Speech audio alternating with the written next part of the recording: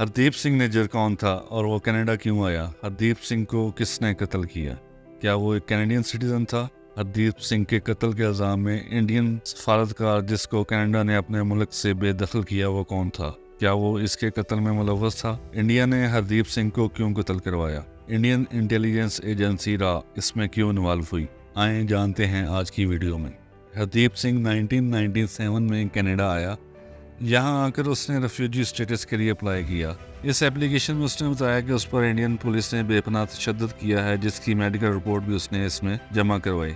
2014 में मोदी गवर्नमेंट ने उसके वारंट इशू किए कि हरदीप सिंह खालिस्तान टाइगर फोर्स का मास्टरमाइंड है, जिसको इंडियन गवर्नमेंट एक टेररिस्ट ग्रुप मानती है।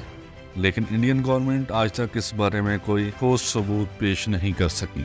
2022 में हरदीप सिंह को कैनेडियन गवर्नमेंट ने इन्फॉर्म किया कि उसकी ज़िंदगी को खतरा है, लेकिन इसकी इंफॉर्मेशन नहीं दी गई कि व्हेन, हू एंड हाउ। 45 साल हरदीप सिंह को अपने पिकअप ट्रक में 18 जून 2023 में गोलियां मारकर कत्ल कर दिया गया। जब कैनेडियन गवर्नमेंट ने इस केस की इन्वेस्टिगेशन की तो वो इस नतीजे पर पहुंचे कि इसमें इंडियन इंटेलिजेंस एजेंसी रा और मोदी गवर्नमेंट इन्वॉल्व है। इस इंकशाफ के बाद केस में रा और इंडियन गवर्नमेंट मुलव्वस होने के शवाहिद हैं। Between agents of the government of India and the killing of a Canadian citizen, Hardeep Singh Nijjar. Canadian prime minister ने G20 समिट के मौके पर ज़ाती तौर पर मोदी के साथ इस बात का इजहार किया, लेकिन मोदी गवर्नमेंट ने इसको मानने से साफ इनकार कर दिया। बल्कि इंडियन मीडिया ये कहने लगा कि हरदीप सिंह एक टेररिस्ट था।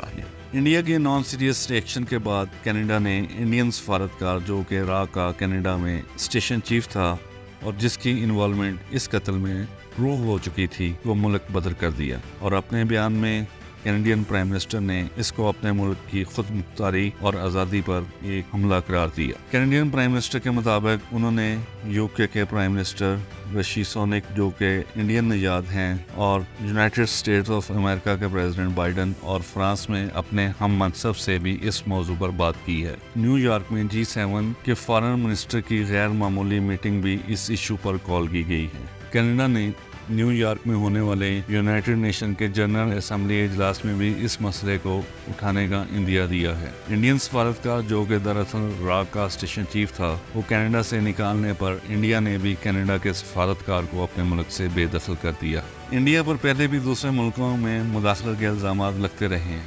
पाकिस्तान ने कुलभूषण यादव, जो कि इंडियन नेवी का ऑफिसर है, वो पाकिस्तान के सूबा बलूचिस्तान से जासूसी और बदअमनी फैलाने के इल्जाम में गिरफ्तार किया था। कुलभूषण यादव तो इसकी एक ताज़ा मिसाल है, लेकिन इंडिया ऐसी हरकतें बहुत अरसे से करता आ रहा है। अब इंडिया का असल चेहरा दुनिया के सामने आ रहा है कि वो किस तरह अपने मज़मूम मकासद को हासिल करने के लिए दूसरे ममालिक में भी मुदाखलत करने पर उतर आता है। अब पूरी दुनिया इंडिया के इस घिनौने चेहरे को देख रही है।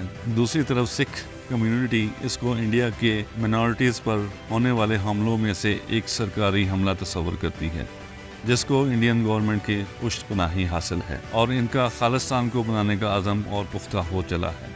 और पूरी दुनिया में सिख कम्युनिटी सरापा एहतजाज और अपने आज़ाद मुल्क खालिस्तान के लिए ज़्यादा पुरज़म और अपनी इस जद्दोजहद को तेज़ करने के अज़म का इजहार कर रही है। लेकिन यहाँ ये भी सवाल है कि इंडिया को ये हक़ किसने दिया कि वो अपने मफादात के लिए किसी भी मुल्क की खुद मुख्तारी और आज़ादी पर हमला करे। इंडिया ने ये हमला हरदीप सिंह पर नहीं, बल्कि दूसरे ममालिक की खुद मुख्तारी और आज़ादी पर किया है। हमें ये देखना है कि कनाडा किस तरह मोदी गवर्नमेंट से इस घिनौने फेल पर, यानी हरदीप सिंह को कत्ल करने और कनाडा की आज़ादी और खुद मुख्तारी पर हमला करने पर इंडिया को कैसे सबक सिखाता है। अपनी राय कमेंट सेक्शन में ज़रूर लिखें। शुक्रिया।